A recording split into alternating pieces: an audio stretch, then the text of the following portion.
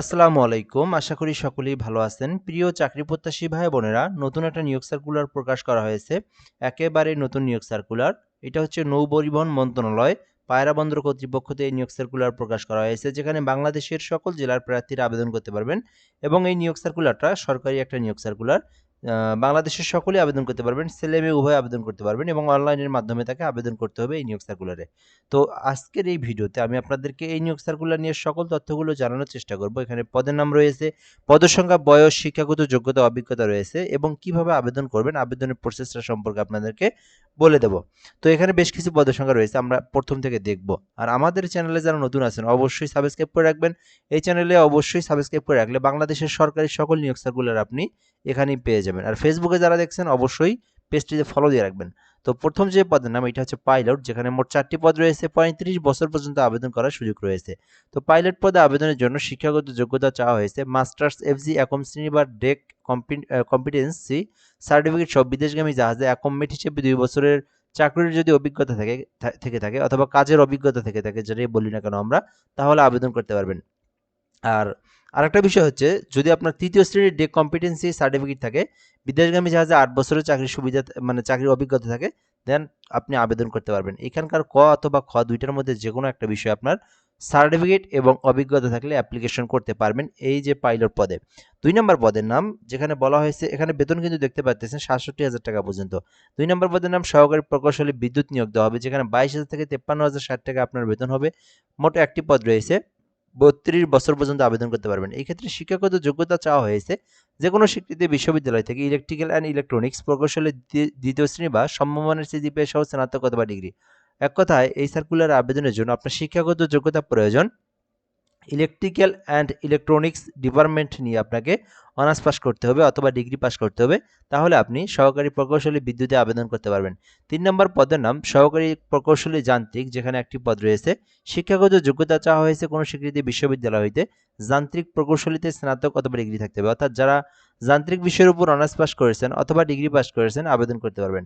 সহকারী পরিচালক রয়েছে, যেখানে একটি পদ রয়েছে।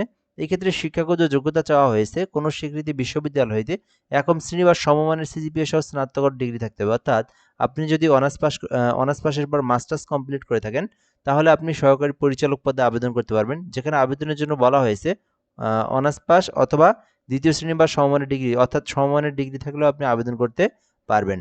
তো এরপরে বলা হয়েছে যে সহকারী ড্রেজিং মাস্টার, যেখানে একটি পদ রয়েছে। মোট 35 বছর পর্যন্ত আবেদন করতে পারবেন, মোট একটি পদ রয়েছে। তো সহকারী ড্রেজিং মাস্টারে আবেদন করতে শিক্ষাগত যোগ্যতা প্রয়োজন। 3য় শ্রেণীর ডিপিডি ডিপার্টমেন্ট অফ ট্রান্সপোর্ট সার্টিফিকেট থাকতে হবে এবং 3য় শ্রেণীর কম্পিটেন্সি সার্টিফিকেট এবং মিনিমাম 2 বছরের চাকরির অভিজ্ঞতা থাকলে আপনারা সহকারী ড্রেজিং মাস্টারে আবেদন করতে পারবেন। 53,060 টাকা পর্যন্ত আপনার বেতন দেওয়া হবে। এছাড়াও ইংল্যান্ড মাস্টার রয়েছে, একটি পদ রয়েছে। 45 বছর পর্যন্ত আবেদনের সুযোগ রয়েছে। এই ক্ষেত্রে শিক্ষাগত যোগ্যতা চাওয়া হয়েছে যে এসএসসি পাস থাকতে হবে। এসএসসি পাস এবং এসএসসি পাসের পর আপনার যদি একম শ্রেণীর ইংল্যান্ড মাস্টার সার্টিফিকেট থাকে, অথবা আপনার যদি সংশ্লিষ্ট ইংল্যান্ড মাস্টার সার্টিফিকেট থাকতে হবে এবং সংশ্লিষ্ট কাজে মিনিমাম 2 বছরের চাকরির অভিজ্ঞতা থাকতে হবে, তাহলে আপনারা ইংল্যান্ড মাস্টার্স পদে আবেদন করতে পারবেন। এছাড়াও অফিস সহকারী কাম কম্পিউটার মুদ্রাক্ষরিক রয়েছে, এটা অফিসিয়াল চাকরি। মোট 3টি পদ রয়েছে।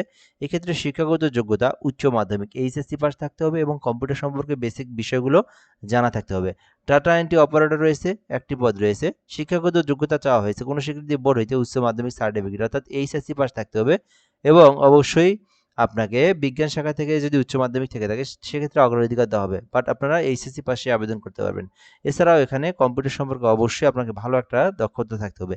কার্পেন্টার রয়েছে, যেখানে চাওয়া হয়েছে এসএসসি পাস এবং মিনিমাম 2 বছরের কাজের অভিজ্ঞতা থাকতে হবে কার্পেন্টার পদের, তাহলে আবেদন করতে পারবেন।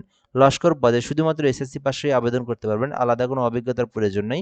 জাস্ট আপনারা এসএসসি পাশে আবেদন করতে পারবেন লস্কর পদে। এরপরে রয়েছে নিরাপত্তা রক্ষী, যেখানে 4টি পদ রয়েছে। এখানে আবেদনের জন্য চাওয়া হয়েছে যে স্বীকৃতি বোর্ড হইতে 2য় শ্রেণী বা সমমানের সিজিপিএ সহ এসএসসি পাস থাকতে হবে। এসএসসি পাস 5 ফুট 5 ইঞ্চি এবং 32 ইঞ্চি পর্যন্ত আপনার বুকের মাপ থাকতে হবে এবং এখানে আপনার পরীক্ষার সময় অবশ্যই 400 মিটার দৌড়ের একটা প্রতিযোগিতা হবে এবং শারীরিক সক্ষমতা এগুলো সব ঠিকঠাক থাকলে আপনারা নিরাপত্তা প্রহরীতে আবেদন করতে পারবেন। এছাড়া পরিচ্ছন্নতা কর্মী রয়েছে, যেখানে একটি পদ রয়েছে, শুধুমাত্র অষ্টম শ্রেণীর সার্টিফিকেট থাকলে আপনারা আবেদন করতে পারবেন। তো এই সার্কুলার আপনার শিক্ষাগত যোগ্যতা অনুযায়ী আপনি যে পদে চান না কেন আবেদন করতে পারবেন, কোনো সমস্যা নেই। তো এরপর আমরা এখান থেকে দেখবো আবেদন করতে যে বিষয়গুলো খুবই গুরুত্বপূর্ণ। এই সার্কুলার আবেদন কিভাবে করবেন এবং কবে থেকে আবেদনটা শুরু হবে। তো আবেদনটা শুরু হবে 30শে এপ্রিল 10টার পর থেকে, অর্থাৎ বেশ কয়েকদিন বাকি আছে এখনো। তো 30শে এপ্রিলের পর 30শে এপ্রিল 10টার পর আবেদন শুরু হবে। এক কথায় মে মাসটা আর কি আবেদন থাকবে 20শে মে পর্যন্ত। তো এখন আবেদনটা শুরু হয় নাই, 30শে এপ্রিল 10টার পর আবেদনটা শুরু হবে। আবেদনটা শুরু হলে আবেদনের প্রসেস নিয়ে আমি আপনাদেরকে একটা ভিডিও দেবো, তখন আপনারা কিভাবে আবেদন করতে হয় সেই প্রসেসটা আপনারা জানতে পারবেন। তো এই PAPTeletalk.com.bd থেকে আপনারা আবেদন করতে পারবেন 30শে এপ্রিলের পর। এখন কিন্তু আপনারা এই লিঙ্কে প্রবেশ করলে কোনো কিছু পাবেন না, 30শে এপ্রিলের পর পাবেন। তো আপনারা সকল তথ্য দিয়ে আবেদন করবেন, ছবি স্বাক্ষর এগুলো সাইজ অনুযায়ী কেটে নিয়ে আবেদন করবেন। এরপরে সরকারি ফি রয়েছে, এই সরকারি ফিটা দিবেন। তো এগুলো যখন আবেদন শুরু হবে তখন আমি আপনাদেরকে নতুন একটা ভিডিওতে বিস্তারিত তথ্যগুলো জানিয়ে দেবো ইনশাআল্লাহ।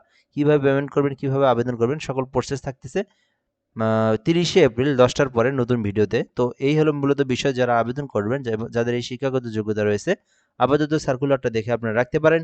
পরবর্তী ভিডিও ইনশাআল্লাহ আপনারা জানতে পারবেন। তো এই পর্যন্তই আজকের ভিডিওটা। ধন্যবাদ, ভালো থাকবেন, আসসালামু আলাইকুম।